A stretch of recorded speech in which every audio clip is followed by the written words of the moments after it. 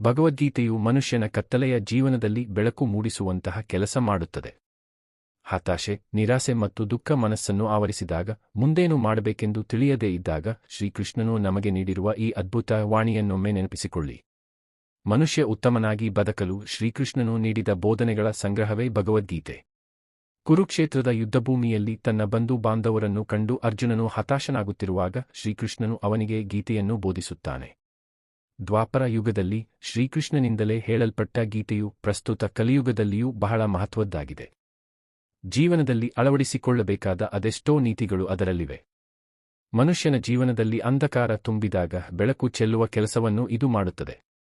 ಹತಾಶೆ, ಖಿನ್ನತೆ ಮತ್ತು ದುಃಖ ಆವರಿಸಿದಾಗ ಭಗವದ್ಗೀತೆಯು ದಾರಿ ತೋರಿಸುತ್ತದೆ. ಸಂತೋಷದಿಂದ ಬದುಕಲು ಬೇಕಾಗುವ ಜ್ಞಾನವನ್ನು ಅದು ಕೊಡುತ್ತದೆ. ಮನುಷ್ಯನು ಏನನ್ನು ತ್ಯಜಿಸಿದಾಗ ಸಂತೋಷ ಅವನದ್ದಾಗುತ್ತದೆ. ಮತ್ತು ಯಾವ ಚಿಂತೆಯನ್ನು ಬಿಡುವುದರಿಂದ ಭವಿಷ್ಯ ಸುಂದರವಾಗಿರುತ್ತದೆ. ಮನುಷ್ಯನು ತನ್ನನ್ನು ತಾನು ಸರಿಪಡಿಸಿಕೊಳ್ಳುವುದು ಹೇಗೆ? ಮುಂತಾದ ವಿಷಯಗ ಭಗವದ್ಗೀತೆಯಲ್ಲಿವೆ. ಸುಂದರ ಜೀವನ ನಡೆಸಲು ಬೇಕಾದ ಶಾಂತಿ, ಸಂತೋಷಗಳನ್ನು ಪಡೆಯುವ ಮಾರ್ಗವನ್ನು ಶ್ರೀಕೃಷ್ಣನು ಈ ರೀತಿಯಾಗಿ ಹೇಳುವುದರ ಮೂಲಕ ದಾರಿ ತೋರಿಸಿದ್ದಾನೆ. ಸಂತೋಷದ ಗುಟ್ಟು ಶ್ರೀಕೃಷ್ಣನ ಈ ಉಪದೇಶಗಳಲ್ಲಿದೆ. ಇತರರನ್ನು ಎಂದಿಗೂ ದೂರಬೇಡಿ.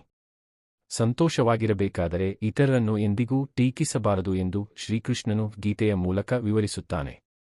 ಅಲ್ಲದೆ ಇತರರ ಬಗ್ಗೆ ಯಾವಾಗಲೂ ದೂರು ನೀಡುವುದನ್ನು ಬಿಡಬೇಕು. ವ್ಯಕ್ತಿಯು ಇತರರನ್ನು ದೂರುವುದು ಮತ್ತು ಟೀಕಿಸುವುದನ್ನು ಮಾಡುವ ಸಮಯವನ್ನು ತನ್ನ ಸ್ವಂತ ಅಭ್ಯುದಯದ ಕಡೆಗೆ ನೀಡಿದರೆ ಅವನು ದಿನದಿಂದ ದಿನಕ್ಕೆ ಉತ್ತಮನಾಗುತ್ತಾನೆ.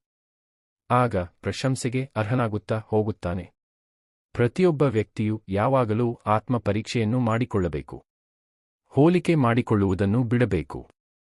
ವ್ಯಕ್ತಿಯು ತನ್ನನ್ನು ಬೇರೆಯವರೊಂದಿಗೆ ಹೋಲಿಸಿಕೊಳ್ಳಬಾರದು ಎಂದು ಭಗವದ್ಗೀತೆಯಲ್ಲಿ ಶ್ರೀಕೃಷ್ಣನು ಹೇಳುತ್ತಾನೆ.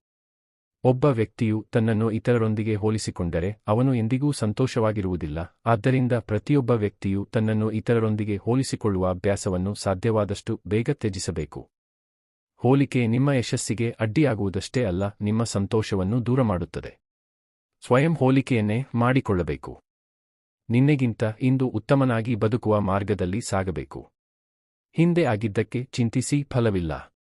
ಶ್ರೀಕೃಷ್ಣನ ಪ್ರಕಾರ ವ್ಯಕ್ತಿಯು ಸಂತೋಷವಾಗಿರಲು ಬಯಸಿದರೆ ಅವನು ಹಿಂದಿನ ಘಟನೆಗಳ ಕುರಿತು ಚಿಂತಿಸುವುದನ್ನು ನಿಲ್ಲಿಸಬೇಕು. ಭೂತಕಾಲದಲ್ಲಿ ಸಿಲುಕಿಕೊಂಡ ವ್ಯಕ್ತಿಯು ಜೀವನದಲ್ಲಿ ಎಂದಿಗೂ ಸಂತೋಷವಾಗಿರಲು ಸಾಧ್ಯವಿಲ್ಲ. ಅಂತಹ ಪರಿಸ್ಥಿತಿಯಲ್ಲಿ ವ್ಯಕ್ತಿಯು ತನ್ನ ಹಿಂದೆ ನಡೆದ ಸಂಗತಿಗಳನ್ನು ಬಿಟ್ಟು ಮುಂದೆ ಸಾಗಬೇಕು ಎಂದು ಭಗವದ್ಗೀತೆಯಲ್ಲಿ ಹೇಳಲಾಗಿದೆ. ಹಿಂದಿನದನ್ನು ಬಿಟ್ಟರೆ ಮಾತ್ರ ಮನುಷ್ಯ ಭವಿಷ್ಯದ ಬಗ್ಗೆ ಯೋಚಿಸಬಹುದು. ಇಲ್ಲದಿದ್ದರೆ ಆ ವ್ಯಕ್ತಿ ಭವಿಷ್ಯದಲ್ಲಿ ಪ್ರಗತಿ ಸಾಧಿಸುವುದು ಕಷ್ಟ. ಫಲದ ಚಿಂತೆ ಬಿಟ್ಟು ಕರ್ತವ್ಯವನ್ನು ಮಾಡಬೇಕು. ಭಗವದ್ಗೀತೆಯಲ್ಲಿ ಮನುಷ್ಯನು ಸಂತೋಷವಾಗಿರಬೇಕಾದರೆ ಅವನು ತನ್ನ ಕರ್ಮವನ್ನು ಅಂದರೆ ಕೆಲಸವನ್ನು ಮಾತ್ರ ನೆನಪಿಸಿಕೊಳ್ಳಬೇಕು. ತನ್ನ ಕ್ರಿಯೆಗಳ ಪರಿಣಾಮಗಳ ಬಗ್ಗೆ ಚಿಂತಿಸಬಾರದು. ಫಲಿತಾಂಶದ ಬಗ್ಗೆ ಚಿಂತಿಸದೆ ಕೆಲಸ ಮಾಡುವ ವ್ಯಕ್ತಿಯು ಜೀವನದಲ್ಲಿ ಎಂದಿಗೂ ನಿರಾಶೆಗೊಳಗಾಗುವುದಿಲ್ಲ. ಧನ್ಯವಾದಗಳು.